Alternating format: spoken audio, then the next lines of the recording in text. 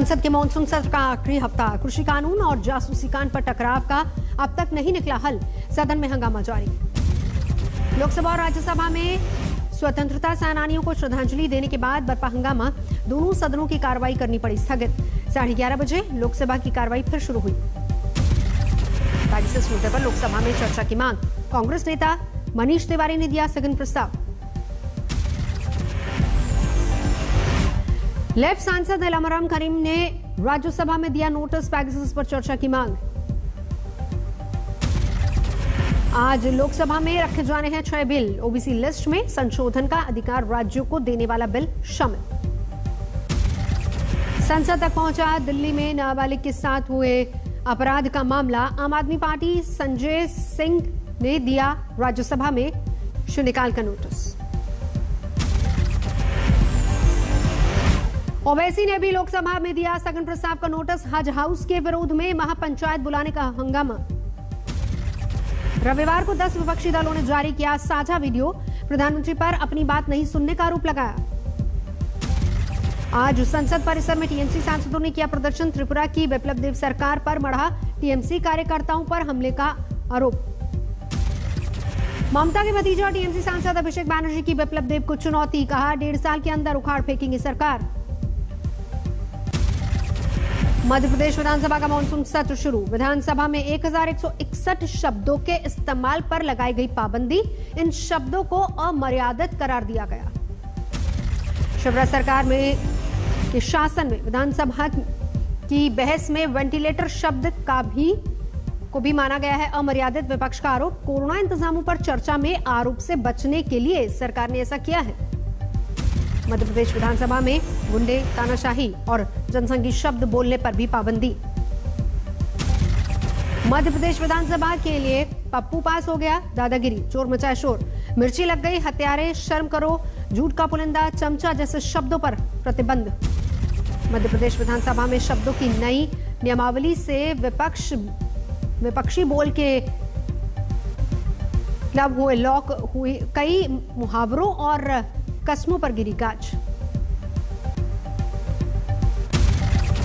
राहुल गांधी आज 2 दिन के जम्मू कश्मीर के दौरे पर, कांग्रेस नेता के बेटे की शादी में करेंगे शिरकत। कल पार्टी के नए दफ्तर का भी करेंगे उद्घाटन, हजरतबल दरगाह भी जाएंगे राहुल। उत्तर प्रदेश में आज कांग्रेस का योगी सरकार के खिलाफ हल्ला बोल, सभी 403 विधानसभा सीटों पर हंगामा। कांग्रेस ने दिया है बीजेपी गद्दी छोड़ो का नारा, महंगाई, बेरोजगारी समेत कई मुद्दों पर निकालेंगे मार्च। बीएसपी नेता सतीश चंद्र मिश्र का बीजेपी पर बड़ा हमला, कहा राम मंदिर के नाम पर लिए गए चंदे से लड़ेगी चुनाव। आप सांसद संजय सिंह का आरोप, यूपी में 1,20,000 करोड़ की जल जीवन मिशन योजना में 30,000 करोड़ का घोटाला। गुजरात के अमरेली में बेकाबू ट्रक ने ली 8 लोगों की जान, ड्राइवर के संतुलन खोने के बाद झुग्गी में घुसा ट्रक। ट्रक हादसे के वक्त झुग्गी में सो रहे थे लोग, कुचलने से 8 लोगों ने मौके पर ही दम तोड़ा, मृतकों में 5 पुरुष, 1 महिला, 2 बच्चे शामिल। अमरेली के सावकुल्ला में हुए हादसे में 4 लोग गंभीर रूप से घायल हुए, अस्पताल में भर्ती करवाया गया। अयोध्या में सड़क हादसा, बस ने सड़क पर खड़े ट्रैक्टर में मारी टक्कर। सड़क हादसे में 2 की मौत, 11 घायल, अयोध्या के जिला अस्पताल और श्रीराम अस्पताल में भर्ती। मुंबई में एसपी नेता अबू आजमी की जनधन पार्टी में टूटे कोरोना के नियम, भीड़भाड़ के बीच मेहमानों के चेहरे पर नहीं दिखा मास्क। गुजरात के पाटन में बीजेपी के नेता अल्पेश ठाकुर ने तोड़े कोरोना के नियम, रक्तदान शिविर में जुटाई हजारों कार्यकर्ताओं की भीड़। हरियाली अमावस पर वृंदावन के बांके बिहारी मंदिर में उमड़ी श्रद्धालुओं की भीड़, कोरोना नियमों की उड़ी धज्जियां। कोरोना वैक्सीन की मिक्स डोज से बेहतर इम्यूनिटी का अनुमान, आईसीएमआर की रिसर्च में मिले सकारात्मक संकेत। आईसीएमआर की रिपोर्ट के बाद यूपी के सिद्धार्थनगर में लोगों ने ली राहत की सांस, मई के महीने में 18 लोगों को गलती से लगा दी गई थी वैक्सीन की मिक्स डोज। देश में 24 घंटे में कोरोना के 35,000 से ज्यादा नए मामले सामने आए, 447 लोगों की गई जान। केरल में जारी है कोरोना का कहर, रविवार को 18,000 से ज्यादा नए मामले, 93 की जान गई।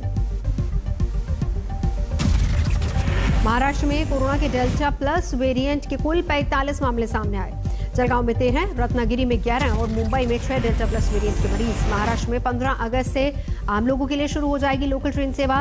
वैक्सीन की दोनों डोज लगवाने वालों को मिलेगी एंट्री। दिल्ली में कोरोना नियमों में नई रियायत, आज से खुले साप्ताहिक बाजार।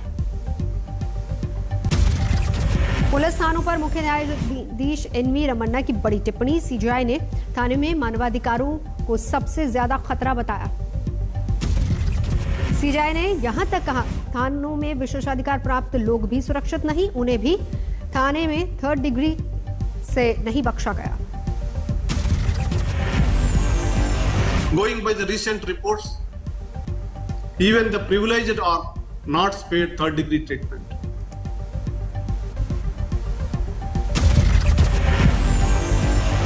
स्वर्ण मंदिर में दर्शन के लिए पहुंचे कैप्टन सरकार के मंत्री सुखजिंदर रंधावा ने कहा, पंजाब में सरेआम हो रहे कत्ल ये शर्म की बात, लेकिन इस पर नहीं होनी चाहिए राजनीति।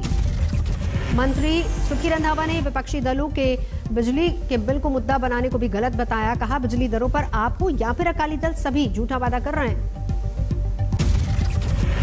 यूपी के औरई में सैलाब का संकट, बाढ़ प्रभावित इलाके में पीड़ितों के लिए हेलीकॉप्टर से पहुंचाई जा रही खाद्य सामग्री।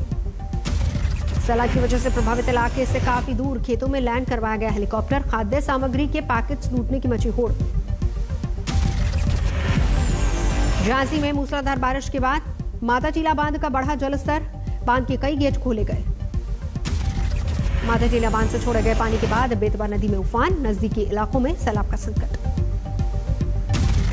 यूपी के बांदा में सैलाब का संकट, यमुना में उफान से बांदा कानपुर हाईवे पर आया बाढ़ का पानी, हाईवे पर आवागमन बंद। हिमाचल प्रदेश के चंबा में फिर दर के पहाड़, ऊंचाई से टूटकर गिरी बड़ी बड़ी चट्टानें। चंबा में रिहायशी बस्ती के नजदीक भूस्खलन होने से अफरा तफरी, जानमाल के नुकसान की खबर नहीं।